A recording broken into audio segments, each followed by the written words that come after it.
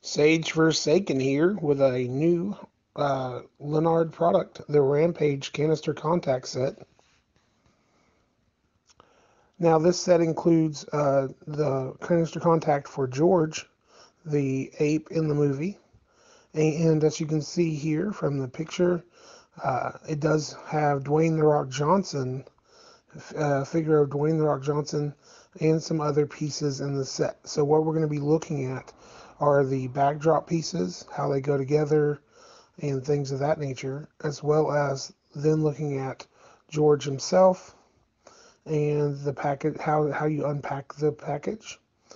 And then finally, we will look at Dwayne "The Rock" Johnson's actual action figure.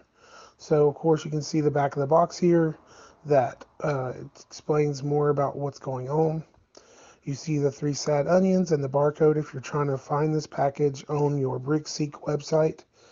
As you open the package, you will need adult supervision because look at all these things you have to cut inside the packaging to get everything out. And then you still have to have a screwdriver to get some of the backdrop pieces out. So it will take a little extra effort to unpack this package. Okay, so the backdrop pieces are in 3 different pieces. They do connect together just by snapping together. And then they do pivot, so they don't have to be in this straight line like this. And they can connect together multiple ways, as you can see here. The other thing that's interesting about these backdrop pieces is that there are holes to mount machine guns and other things like flags and things of that nature from when this piece was used in the past by other Lanard products. So just keep in mind that this is not the only configuration, and you can add to this if you wanted to paint over the wonderful artwork there. You could of course do that and make a really cool base backdrop where you got your guys fighting a last stand or something of that nature. Also, if you get more of these packages, you can make a longer wall, and you can see where in the back they actually do have screw holes, so you could actually mount them to a backdrop or something of that nature if you didn't want them to move. You could have a stationary place for them to be mounted. So that is the backdrop pieces for the most part. So the next thing we're going to be looking at is George himself. George has no articulation.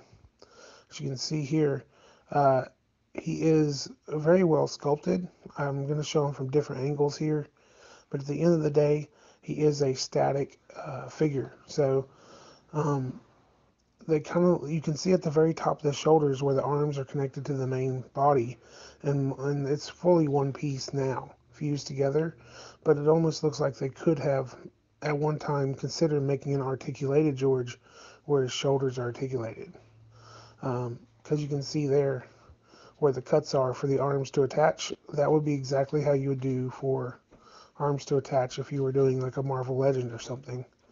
So it is something interesting. Maybe someone will take this apart in like a program and make some joints for it or something. Who knows?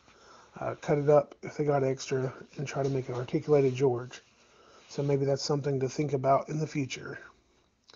Otherwise, the sculpting is actually really good, and the colors and the fur, it's all very very well done for this particular George. We're about to switch over to looking at the Rock figure, Dwayne "The Rock" Johnson. Okay, and so let's look at the articulation on Dwayne "The Rock" Johnson, starting, of course, at the top and working our way down. See if I can adjust this light so it's not quite so harsh. Okay, so this one kind of has the 100-yard stare thing going on here. It actually reminds me a little bit about the guy that's in Agents of S.H.I.E.L.D. right now, that's an alien. Anyway, so the head does pivot left and right. You can see, of course, he has ability to turn his arms all the way around, except for when they hit his leg or whatever. If you take the arm up, it goes up this much unless you turn it all the way around, and then it can go all the way up. But when it's sideways, basically, the left arm, come on, focus, focus. The left arm basically swivels, just like the other core figures we've been looking at. And of course, he does have a ball waist swivel. His legs do go up, but they are a little stiff and tend to pop out if you really push on them a lot. Like I couldn't push them together probably. I'm wondering, sometimes wonder if the reason they didn't have the helicopter in this one is that he wouldn't really fit as well in the helicopter seat. In a lot of movies, like in San Andreas, in Jumanji, and now of course in Rampage, he's flying a helicopter. So it's kind of funny they don't have a helicopter flying rock at all. And of course, the back of the figure looks like this. There is a screw hole, so he can be taken apart. There's a lot of great customs going on right now, where people are putting this on a Hefe's body and basically making the character from Fast and Furious. But overall, the sculpting on the figure is pretty good, though the shirt itself is a little soft sculpted. Someone speculated online that maybe they're just, maybe there's more military aspect to this, in the what other figure has this base, but they just took that off so that they can make it more of a character from the movie. There are some pictures I have where you can see he's wearing basically the same color jacket. He's got it open kind of, but it doesn't have quite as much collar. Unlike most of the core figures, he does have a waist right here and then pants instead of like bulletproof vest going down to cover even his genitals. Overall, he's a good figure. He can stand on his own. Voila. A lot of the accessories that come with this are actually pretty cool. The sniper rifle clips into the backpack so that it can be held by the scope in the backpack on his back. I'm not going to really display that right now. The knife he can be holding in his hand.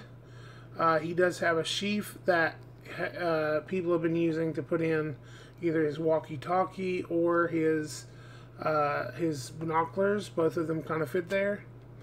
Looking at how wide they've made the side of the sheath, it probably is fine with its leg being that wide to have that there, but it almost looks like,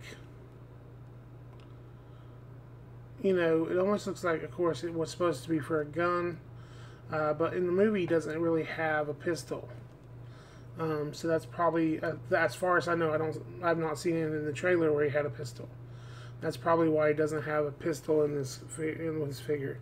Other people have pointed out that the guns on this movie line are all red tipped, so that they can't be mistaken for real guns, which is kind of bizarre. Anyway, we're going to continue looking at the con line as I get them slowly, and of course the new figures as I get through those. Thanks for watching my video, and pour on the plastic.